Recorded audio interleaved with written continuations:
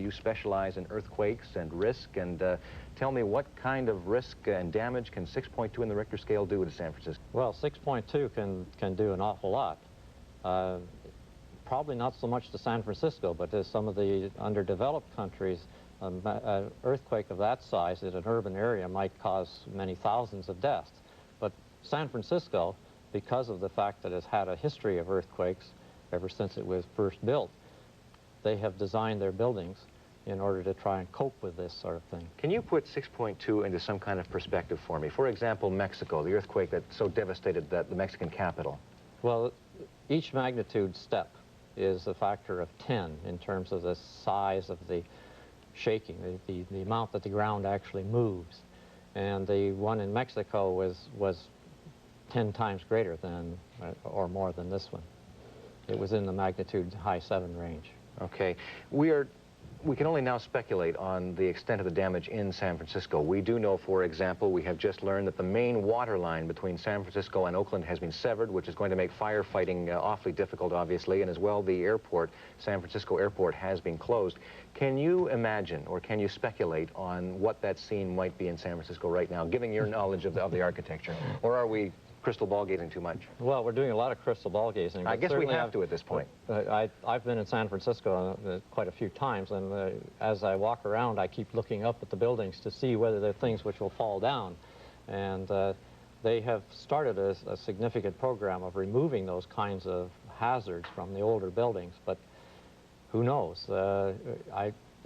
Until one actually sees what's happened, we don't know what might have collapse. And I guess you also need to know precisely where the epicenter of the earthquake is. That's right. I had one piece of information which said that the epicenter is more in the South Bay area, but that San Francisco, for some reason or other, seems to be the one that's in the news. But maybe my original information was incorrect.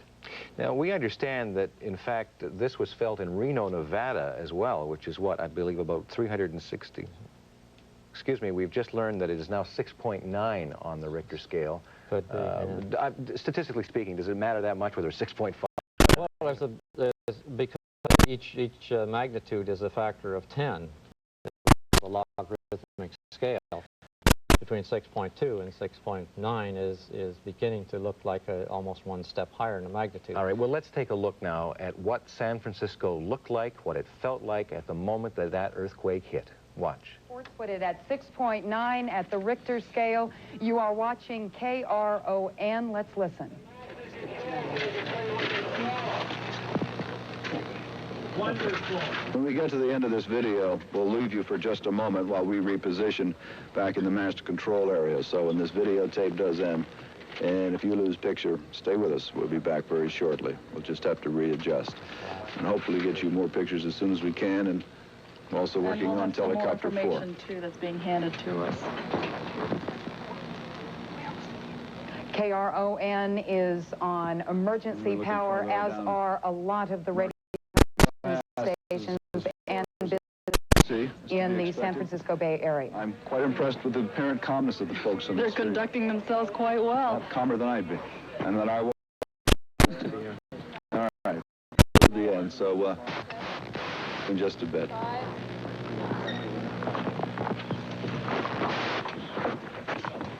And those last shots were San Francisco City Hall. I am joined in the studio now by Dr. William Slawson.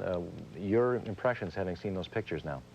Well, there's lots of glass on the streets, and this is one of the hazards from modern buildings, is that the facings of many of those buildings are glass.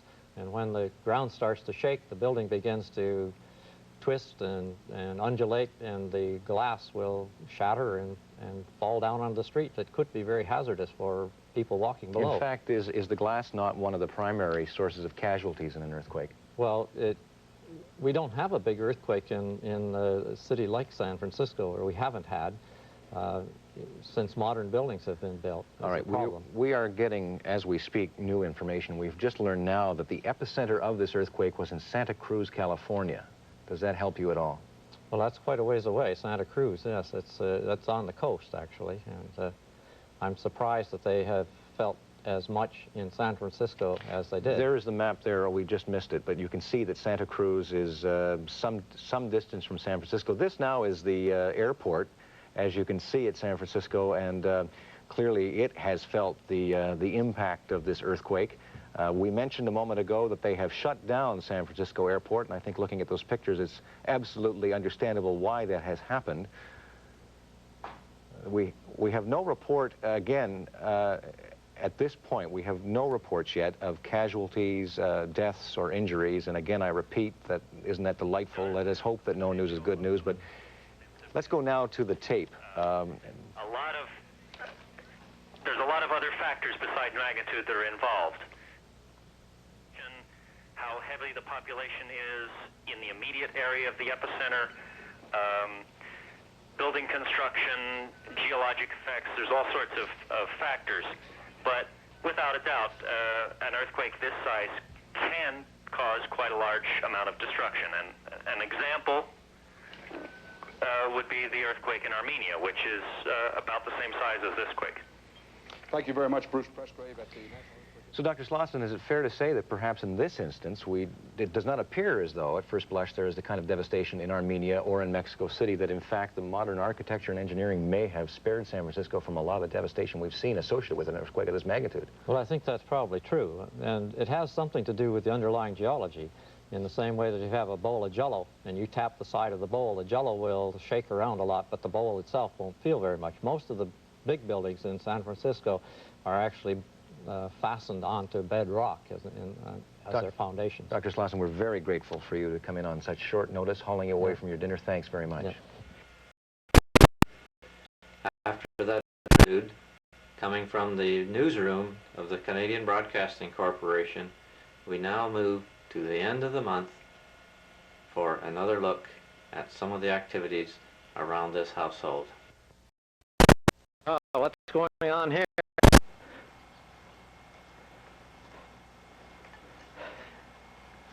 What do you think? Must be Halloween time. We got to get around the other side so we can see the face. It's coming up here. Oh, hey, that's a happy face. That's neat. Does Benny like pieces of pumpkin?